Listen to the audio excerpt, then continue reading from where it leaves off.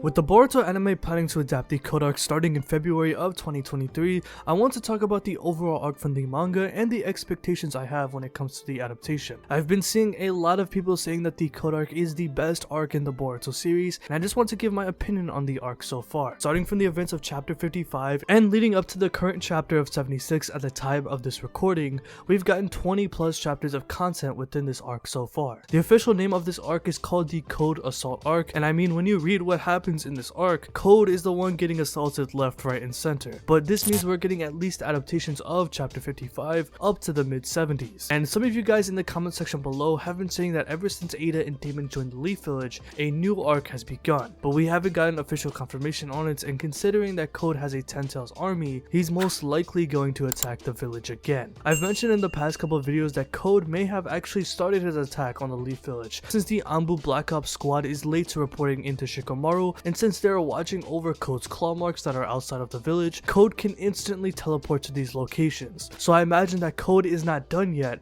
out of the story, considering that he has a Ten Tails army with him. Another attack is bound to happen, and with Code trying to attack again after failing to beat Boruto and Kawaki, this arc is still ongoing in my opinion. But let's talk about the overall concept of this arc, as the Code arc takes a completely different approach compared to the Kawaki arc. Starting on the focus of more characters from the new gen, as the Code arc shifts the narrative perspective from a shared story between the old and new gen characters such as Naruto, Boruto, Kawaki, and Sasuke, to having the new gen characters being on the forefront of the story and when it comes to protecting the Leaf Village. Ever since Naruto and Sasuke got nerfed from their battle against Ishiki, from Naruto losing Kurama using the Baryon mode transformation and Sasuke losing his Rinnegan from Momoshiki, Boruto and Kawaki have only become stronger as the Code arc has passed. From Boruto being only able to access the base karma on his own will, to using the true essence form of karma and having the ability to keep up with a white karma code. And thanks to Amado, Kawaki was able to gain his karma seal back and can access a higher version of karma in his Kawashiki form, where he can use Ishiki's dojutsu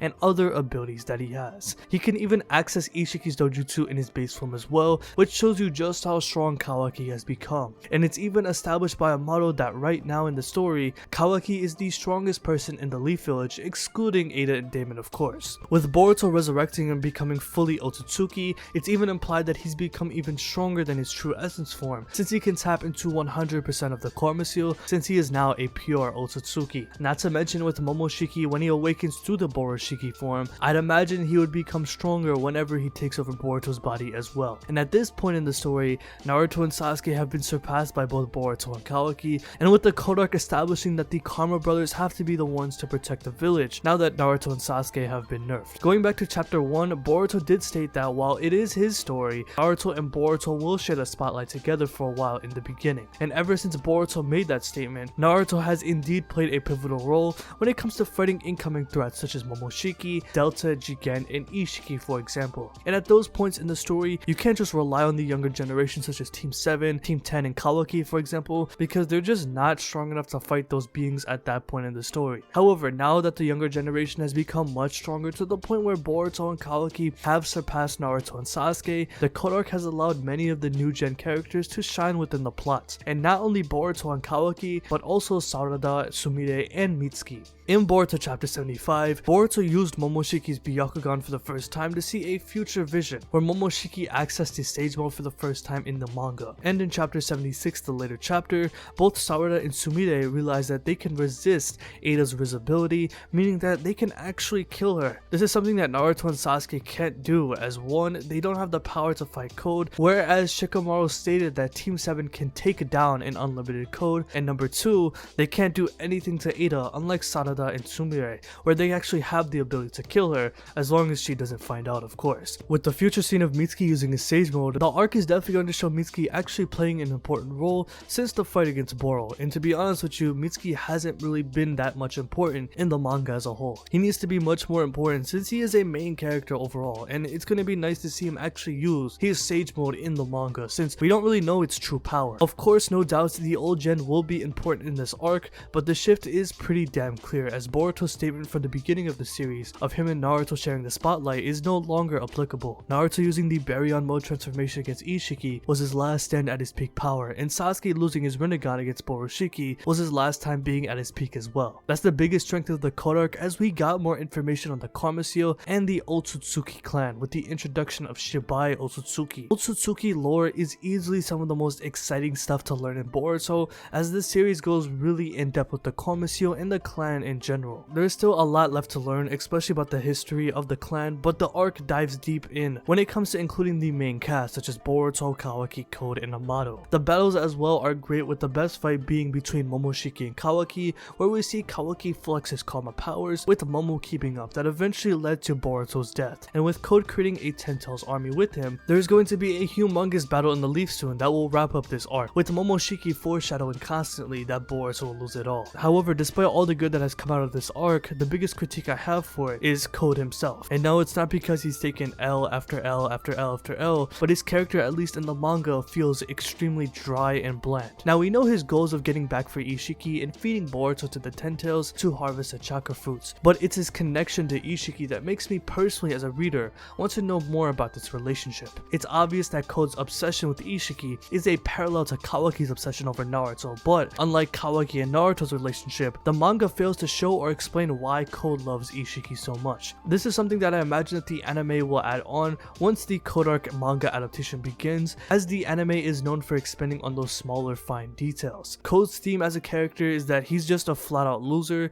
and that no matter what he does, he will always come in second. For not being able to become Ishiki's true vessel, getting a bootleg karma, and not being able to back Ada unlike how Kawaki can, Code has become jealous of Kawaki and what he's done, which has been hinted at during the Kawaki arc when Kawaki first went missing from Kara. And for a character that has been named after a major arc in the storyline, I feel like his character, not his losses, is what's holding this arc back. And I think these next couple of chapters in the manga will change that. And I'm not saying he's a bad character by any means, but compared to big name villains like Jigen, Momoshiki, and even smaller villains like Deepa and Ao, he just doesn't even add up to them. So to say that the Code Arc is the best arc in Boruto is not a bad take. I actually think it's a pretty decent one, but I just think Code as a character needs to get back ASAP because he can really shake things up in the story. Of course, this arc is still ongoing, and we just have to see how Code develops for the rest of the arc, but I'm actually starting to enjoy the plot of this arc, as Boruto's prophecy seemingly is about to come true. If Code is indeed starting to attack in the next couple of chapters, it's going to be very exciting to see how everything unfolds, especially if Code manages to feed Boruto or Kawaki or another Otsutsuki to the Ten Tails to harvest a chakra fruit, consume it, and update his genetics to become like the Otsutsuki god. Because imagine if Code does it, I think that would be insane for the plot, and I think it's possible if Code actually delivers. And that's all up to the writers, man, if Kishimoto can actually deliver with Code's character, because he's not a bad character by any means, like I said, but I just feel like he needs more. Not just wins, not just him winning a fight, but I just feel like his relationship with Ishiki, as I mentioned before, is a bit dry, and I just feel like they need to expand on that relationship a lot more for the audience to understand, because all we know is that he has an obsession. We just need to know why he got that obsession to begin with. As we saw with Kawaki and Naruto, Kawaki became obsessed over Naruto simply because he never had someone in his life to take care of him like that. This might be similar to the relationship between Code and Ishiki, as Code has always been second fiddle to Kawaki. Maybe this has all started because he's become second fiddle to Kawaki, but we still have more to learn about his character, and they might show that relationship later on in the arc. Kishimoto might be holding out that relationship between Code and Ishiki, and we may get more flashback scenes in future manga chapters. I imagine that they will do it in the anime as well, as the adaptation is starting soon, and I have very high expectations because for the anime in the year of 2022, in my personal opinion, it hasn't been that good. Not to say the overall content of everything was bad, but I definitely expect a major step up in terms of content now that the manga is being adapted, and I'm praying that we get some more Code character content within the manga, and especially in the anime, since the anime is known for doing that. They did plenty of that with Kawaki's character during the Kawaki arc when we got that added flashback episode. I'm not sure if we'll get an episode like that for Code, but I imagine that we will get more flashbacks within the anime, especially between Code and Kawaki's character. So let me know what you think about this video in the comment section below. Where would you rate the Code arc? Do you think this is the best arc in the Boruto series? I still feel like there's a lot more to be desired in the Code arc, especially if Code is going to attack, and we don't know what Amato's true plan is. I definitely do think there's potential for this arc to become better, but it all starts with Code's character. I'm only hoping the best for his character, and Kishimoto got to step up for him, and I definitely do expect him to do it because it definitely seems like they're purposely writing him that way. I'm very excited on how Code will get his get back, so let me know how you think about all of that in the comment section below. So if you like this video, hit that like button, subscribe, hit the bell as well, and have a good day. Peace.